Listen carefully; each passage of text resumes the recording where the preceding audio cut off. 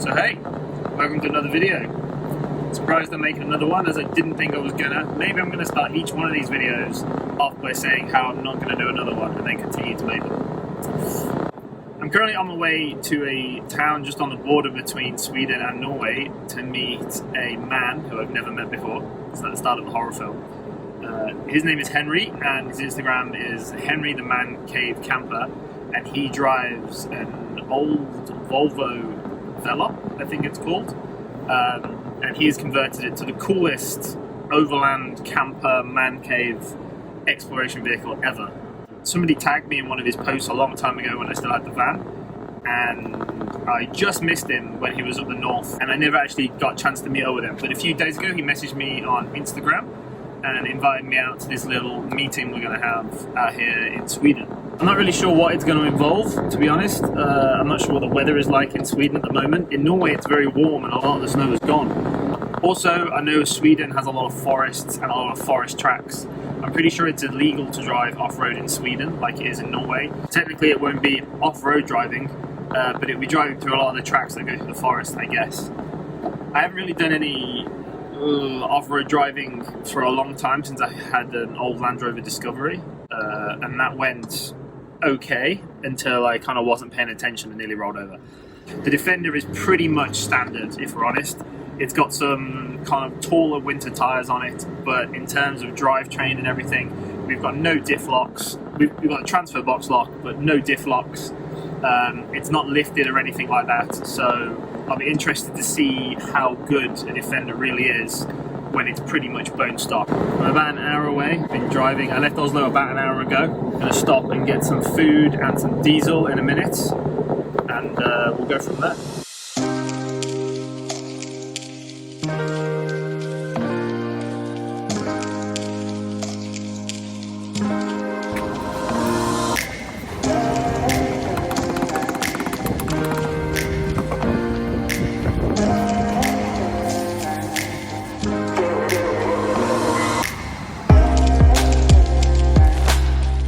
One hour later. Obviously, I'm in the wrong petrol station. A few moments later. And what I should say at this point is I ended up finding Henry at a petrol station. We jumped on the road pretty quick because we had a good amount of distance to cover before we were going to sleep for the night. Not long on the first trail, we came across this fallen tree, which Henry very quickly attached his winch and dragged it out the road so we could be on our way again. So we're going to try and drive over the tree that's fallen over in the middle of the road. He's confident, I'm not sure if I am.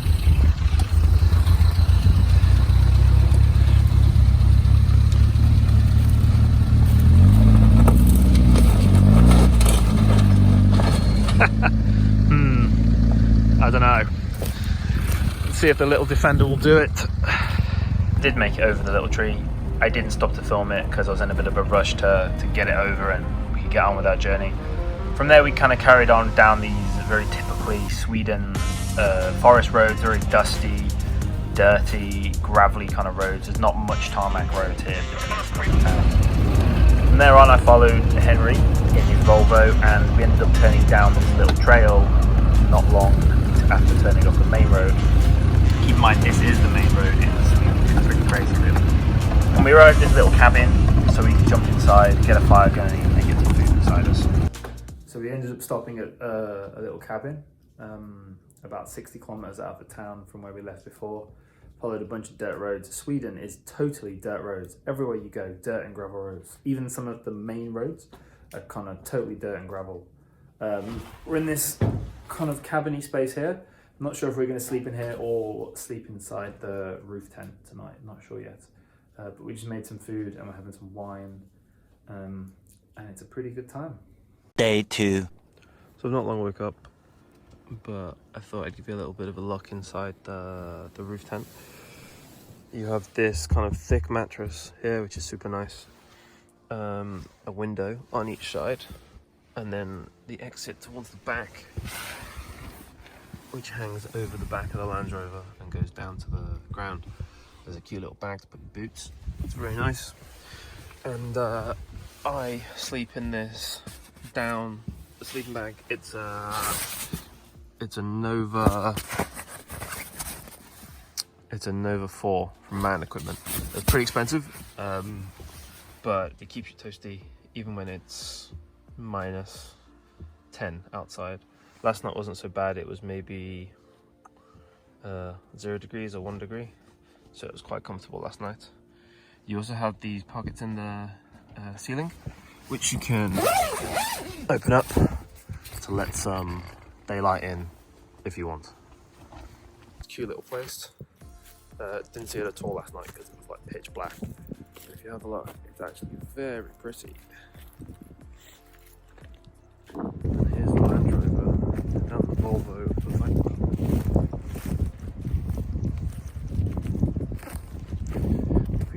We all know who wins on who's coolest. I mean, look at it.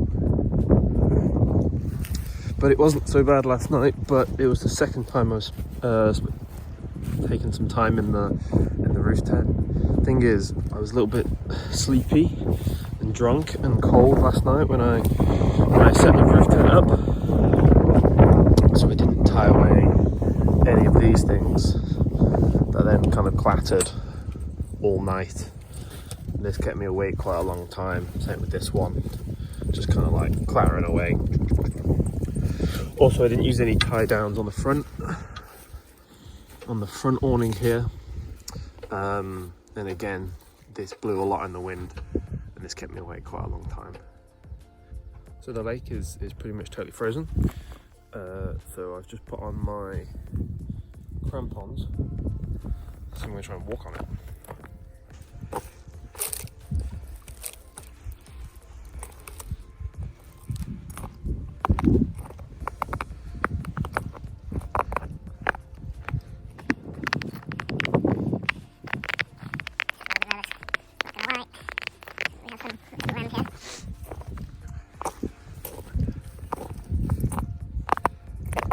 Oh no, this is like totally solid.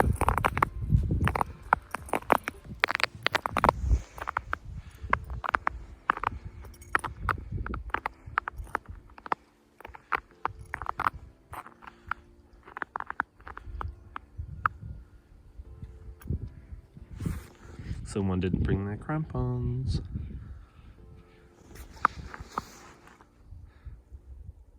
A little bit of a video showing the roof tent going down. This is only the second or third time I've put it down, and it's definitely not as smooth as maybe it could be. However, also I'd like to say that it's not, even I think if you perfected it, it's still nowhere near as simple as the kind of roof tents that just kind of pop up, the ones that are encased in the shell. This kind of tent takes about the same kind of time as a normal tent does. Here I'm struggling a little bit with the cover.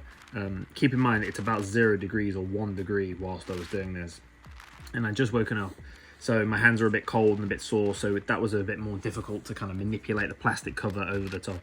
It's not terrible, and the next day I did it much quicker, but there's definitely some room for improvement there, I think.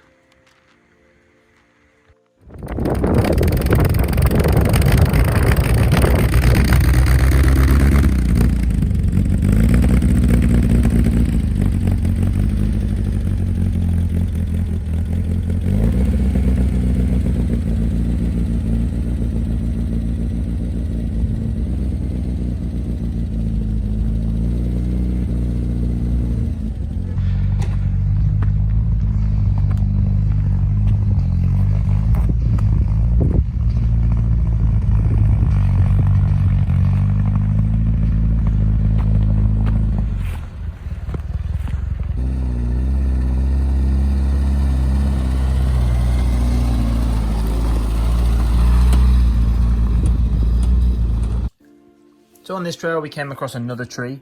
Again, we were just going to winch it out. We tried to winch from the very end to get a bit more leverage, but the tree's dead and it just kind of snapped. So again, we tried to take the winch in the middle of the tree, and again it snapped, which is pretty impressive considering how big the tree was. It was a pretty thick tree. We managed to drag it out of the way of the trail so then we could carry on upwards.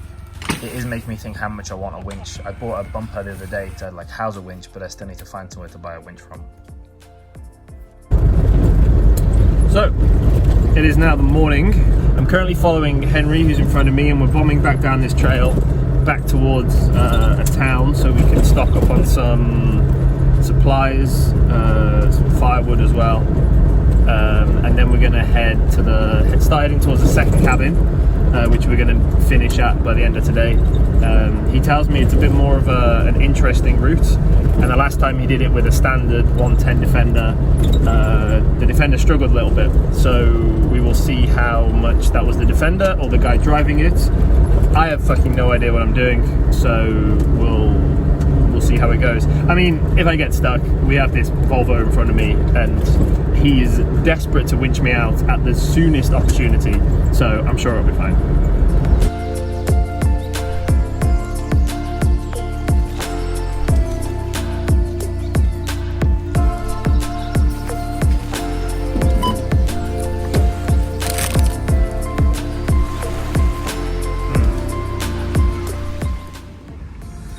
This thing is just wild.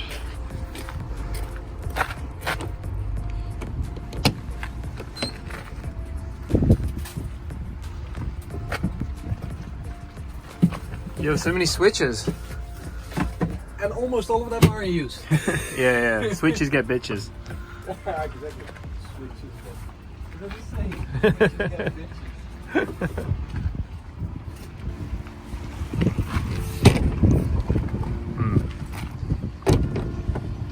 That'll be fine. I mean, look at it.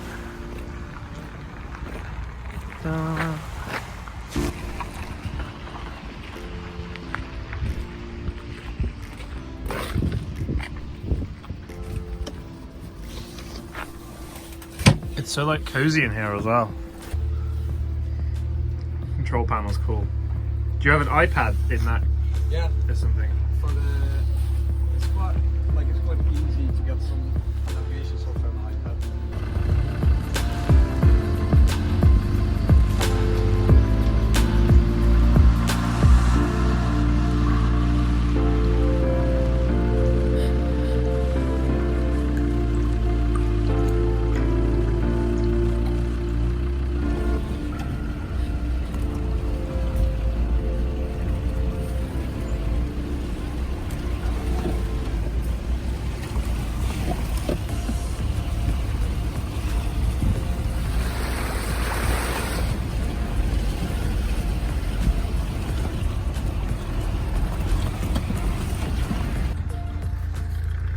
First bit of a technical bit, or kind of technical I suppose, but we want to be quite careful and not damage anything, so... Jesus!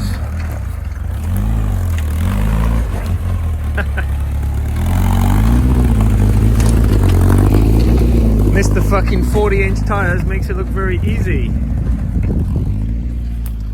But this is a bit of a big rock for the little Land Rover, but I think I'll be able to slip between here and here and not go over the middle. Oh yeah, makes it look very easy. Did I go over? Yeah, you went, oh, this one you went over, but then, yeah, very easy. Right, watch this. The car is left.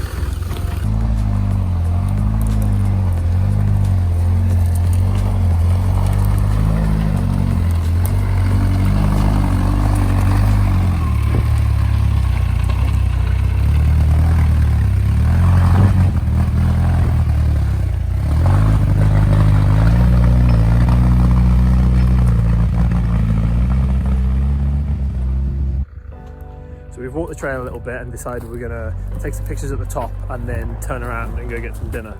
But the picture, nice place to get some pictures is just a bit further up here. So we're just gonna, if he doesn't stall, try and get up this next little section here. Henry is very nervous and loves his van a lot, which is understandable. But it is very, very capable.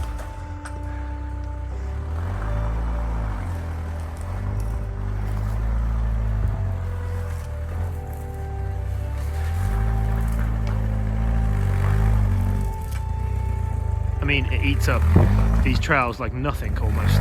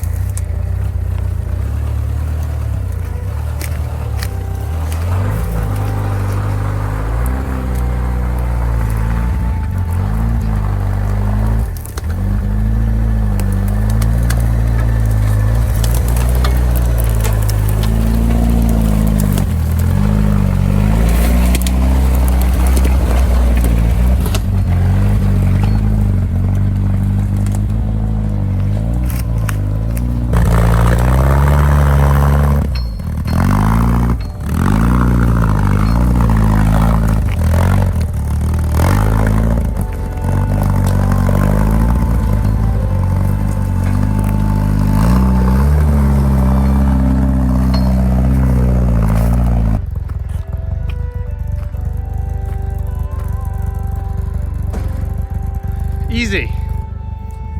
So we've decided to turn around now because we don't know where the trail's going. It's not actually on the map, so we don't know where it goes. So we're going to turn around, head back to the main road, and then head a bit further into the hills and find a cabin, light a fire, and settle down for the evening. Now let's make it down safely. Yeah, and make it down safely.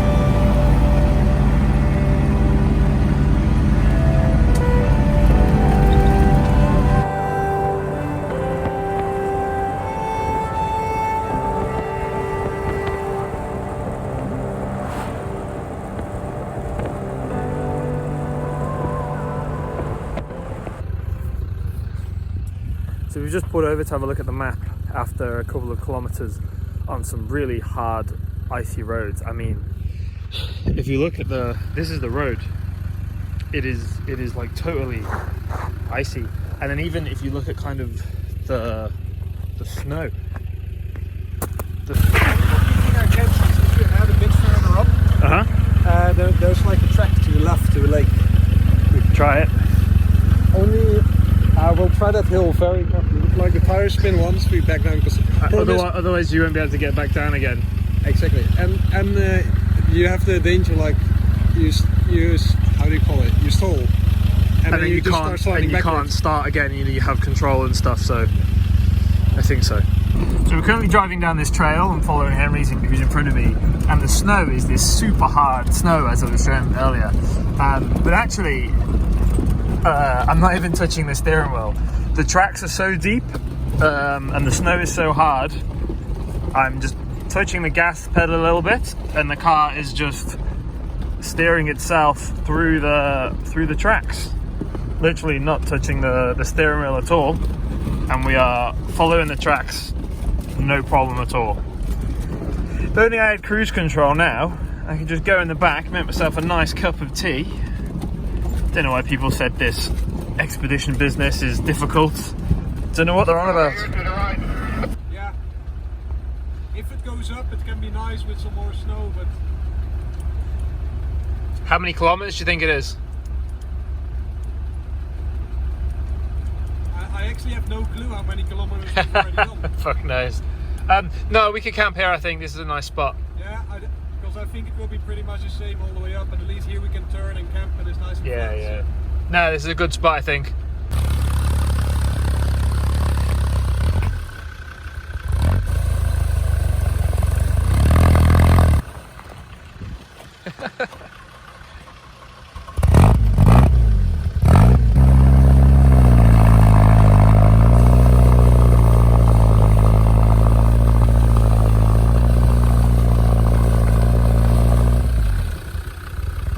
Two ways, either lack of oxygen, which is not going to happen in this car because there's so many leaks. It's always drawing oxygen in from outside. And you can die from getting all the carbon monoxide back in, but with a stove that means getting the fumes back in, and then you will.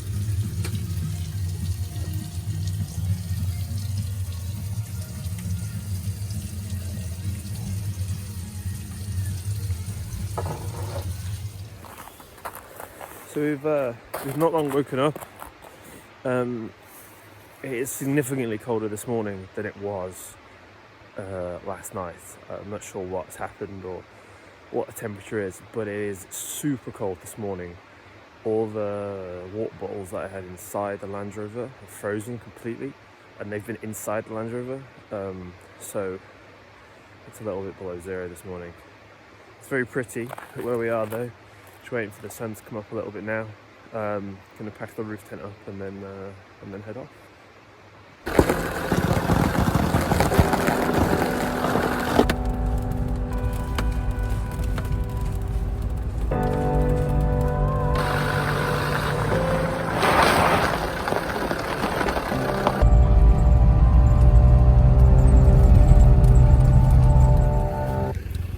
So we've just come around this corner. It's a super slippery bit of icy road, and you can see Henry has just stopped up there to take a photo, and I didn't realise that he'd stopped.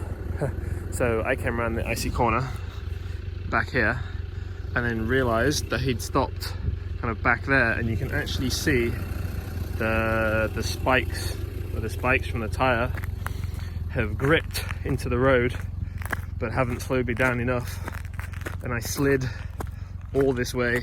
I had ABS turned off at the time and slid all the way down there. This stuff is like sheet ice, it's crazy. And Henry hasn't got spikes on these tyres, he just has the Arctic Truck all-terrain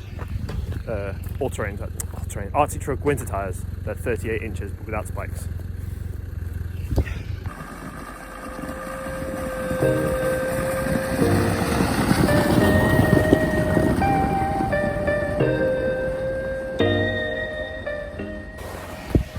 So, we've just had to cross this bridge. I'm the heaviest and I made it, but he's the widest, so we'll see. Feel like I'm on Top Gear or something. It's okay, I think.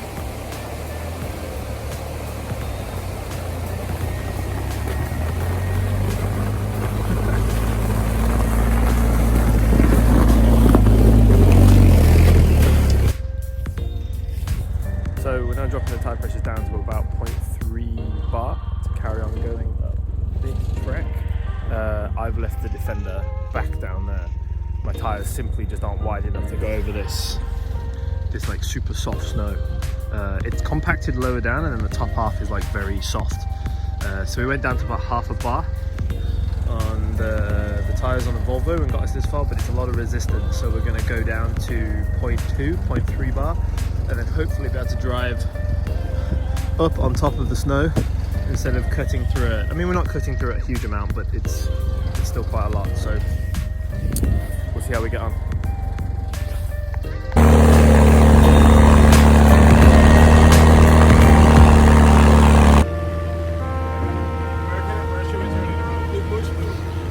Is that moose poo? I hope so. Looks quite a lot for me.